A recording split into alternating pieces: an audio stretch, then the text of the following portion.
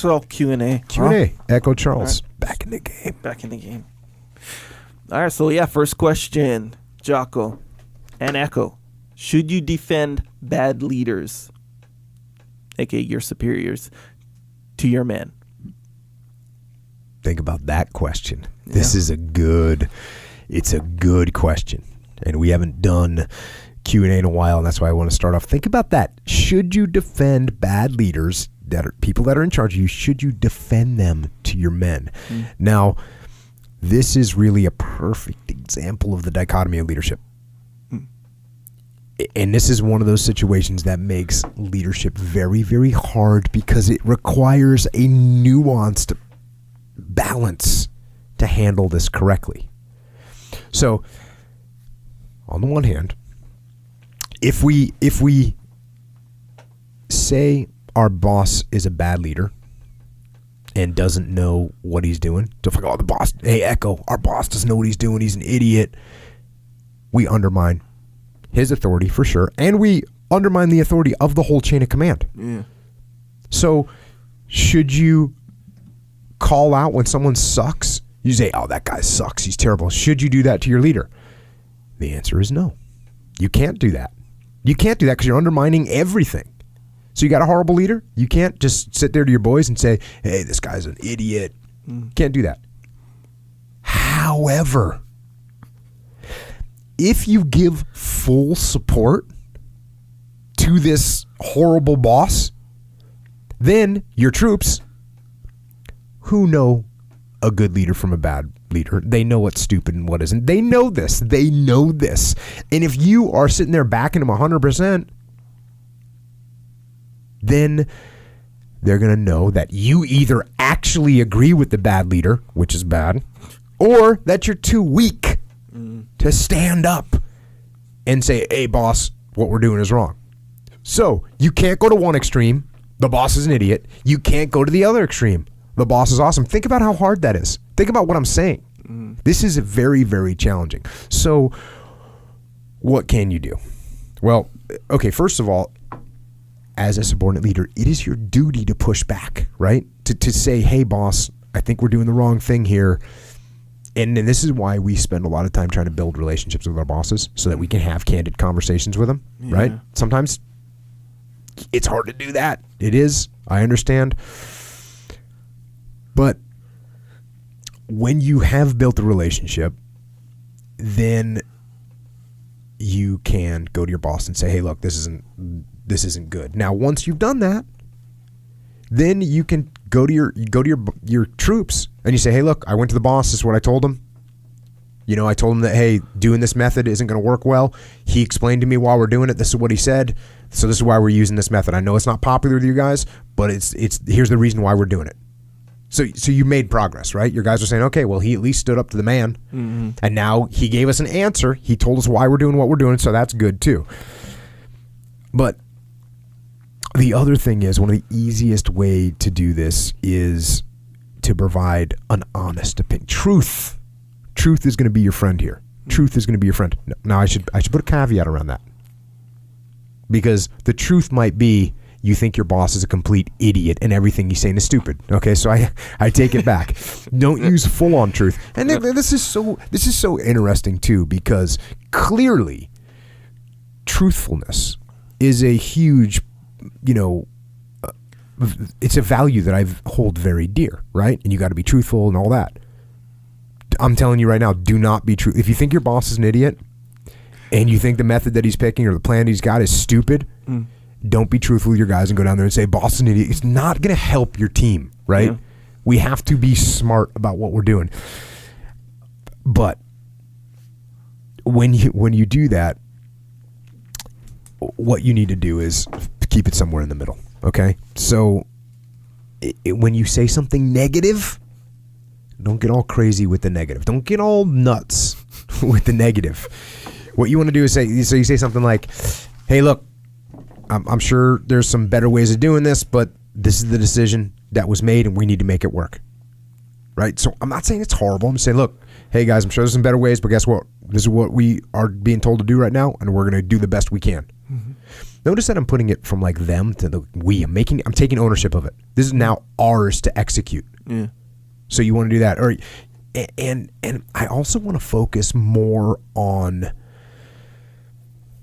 as much as I can, I want to focus on not the personality of the boss, but I want to focus on like the what we're being told type thing, or what the mission is, because I want to keep the personality of the boss at bay. Sometimes you get a boss that has such a raging asshole personality that you have to say something, like you have to explain, and that's when even then you want to ratchet it down a little bit. You don't say, hey, the boss is an asshole, the boss is an idiot. No, you don't say that. You say, hey, look guys, I know the boss is not exactly perfect, but I think he means well with what he's trying to do, and that way we need to focus, for that reason we need to focus on executing, because it's not going to help us to sit here and complain about the boss.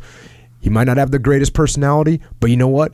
His intention is good. So let's support him. You know what I mean? Yeah. Something like that, where you're not giving him full support, but you're not completely throwing him under the bus. Again, this is so hard to do because, let's face it, the boys, the troops, they know what's up. They know when that boss is an idiot. They know when he's unprofessional. They know when he treats you like shit. They know that stuff. And so if you bow down, if you break and you give that to him, yes, you're right, the boss is a jerk. Yes, you're right, the boss treats people like shit. Yeah, if you give them that, you're hurting the situation. And that's why also when you're in a leadership position, your job oftentimes is to buffer between the jerk boss and the boys. The boys should never know that the kind of stupid harassment that you get from your boss. The boys should never know that. They should think, hey, Jocko says this guy's good to go. We're good to go. Yeah. They should never think that this guy's an idiot. Yeah. So, again, in both cases, it's like you can't go hardcore. You can't go hardcore against either the plan or the person. But you also, at the same time, you need to give a little bit of a pressure release. Just a little bit of a pressure release, You got to give them just enough that they go. You know what you want them to think? You want them to think, hey, Jocko gets it. He knows. He's not admitting it to us, and good on him. He's keeping it professional. They know they know that Jocko, they know I don't love the boss, but they know I'm keeping it professional. So therefore they accept what I'm saying and they stay part of the team. Yeah, it kind of feels like I'm kind of imagining myself as one of the boys. Right. You're my boss, and we don't really like your boss. Right. I feel like, sure, if I was made to feel better in whatever way, just a little bit better, that pressure release, like you said, just a little bit better about the mission, okay?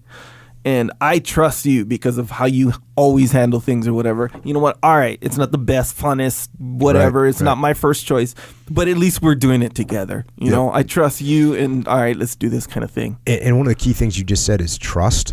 So if you trust me and the boss is saying to do something completely ridiculous, and I come down and say, Echo, guess what we're going to do? We're going to dig this hole, and then we're going to fill it back in, and we're going to do it 6 times today. Let's get to work. And you know it's stupid. Yeah. And I come down and try and sell that to you without any explanation. With that voice? With that voice, I'm going to lose trust. Yeah. You're not going to trust me as much. Now, if I come down and say, hey boys, hey, bring it in. This is what's going on. Yeah, see, I'm going back to a normal voice here. Going back to the leadership voice. If I say, hey guys, here's what's going on. I know this is going to come across as a strange task. We're going to get it done. We got to dig these holes, and then we're going to fill them back in, and we're actually going to do this 6 times today. Again, I know it's not exactly what we were planning to do today, but look, let's get after it. Let's get it done, and let's prove to everybody that we can make this happen faster than them. And all of a sudden, we're going to get after it. You know what I mean? It's no factor.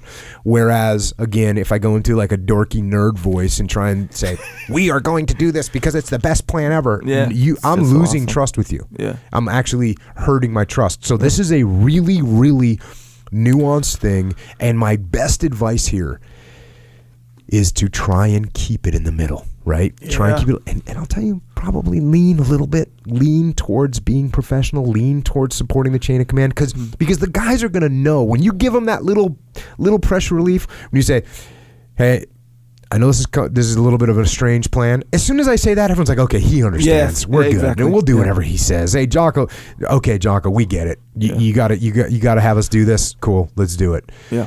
It's when I come down and say, and again, you'll realize that this is the opposite.